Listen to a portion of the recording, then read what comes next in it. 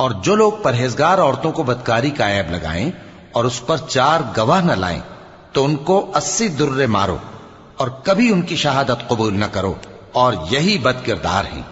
ہاں، جو اس کے بعد توبہ کر لیں اور اپنی حالت سنوار لیں تو اللہ بھی بخشنے والا ہے، مہربان ہے۔ اور جو لوگ اپنی بیویوں پر بدکاری کی تہمت لگائیں اور خود ان کے سوا اور گواہ نہ ہوں